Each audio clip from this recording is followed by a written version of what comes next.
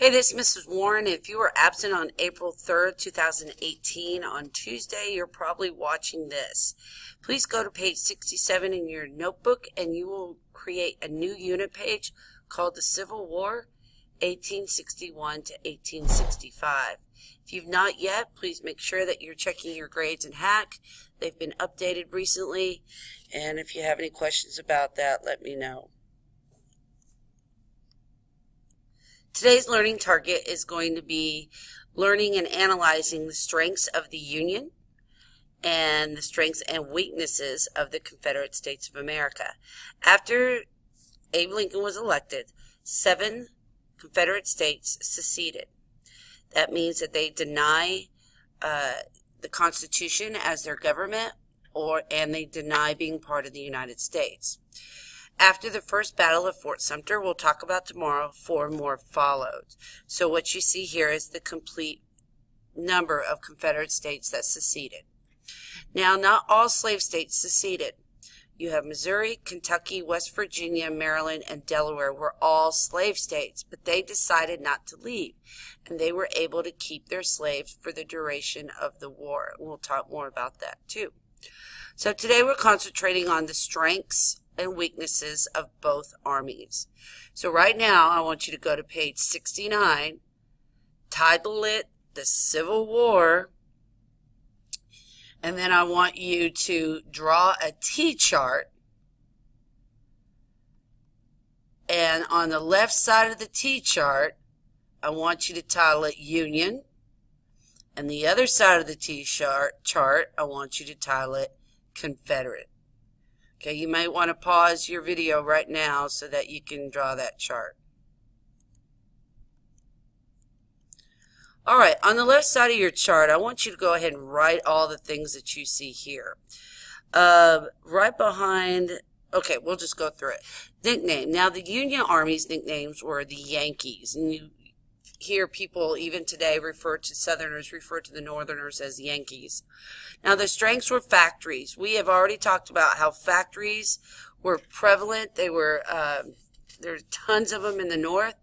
These guys are making uniforms, they're making guns, they're making cannons, they're making medical supplies, all the things that you would need to fight a war.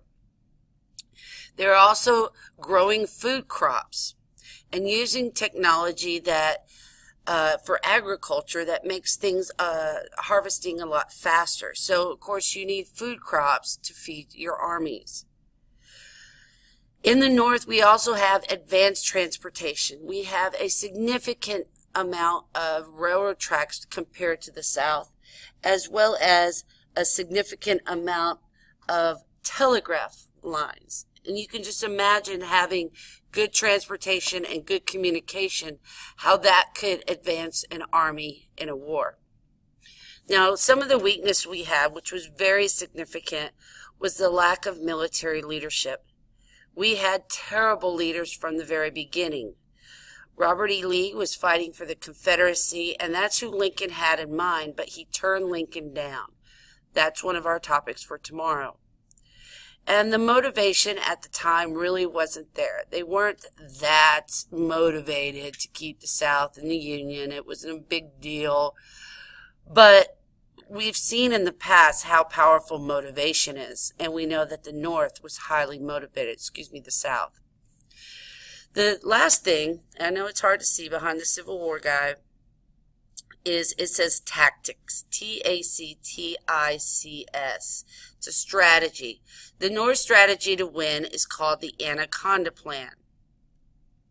Here's how this worked. The capital of the Confederate States of America was Richmond, Virginia. So there's a 3-part plan. Part 1, take Richmond. Take their headquarters.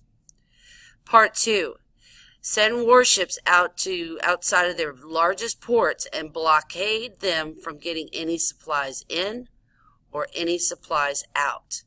Now, they're going to have to order supplies and try to get them from places like Great Britain and France, who they depended on quite a bit because they figured they wanted their cotton so they would help them. The third part of the Anaconda Plan was to take the Mississippi River. If you can divide your enemy, it weakens them. Each side cannot help the other. And that's the phrase divide and conquer comes from. So all this is designed to squeeze the resources out of the South so they would quit. Please copy this on the right side of your chart. The nicknames were Rebs or Butternuts, and I'll get more history on that. Rebs stands for rebels. Now, they had excellent leadership in the South. Robert E. Lee was a brilliant strategist. Jeb Stuart, Stonewall Jackson, also extremely well talented with the military. All of them were veterans of the Mexican-American War. Now, one of the easiest things about fighting in the South is that you were defending your nation. You didn't have to be aggressive and move into the North. They just had to keep the North out. And that was a big gamble, because if they kept the North out, they would have to hold off and risk running out of supplies and hoping that the North would give up. Now, a big weakness was the lack of production in factories. They had factories, but not very many. They had transportation, they had telegraph and railroads, but not very many.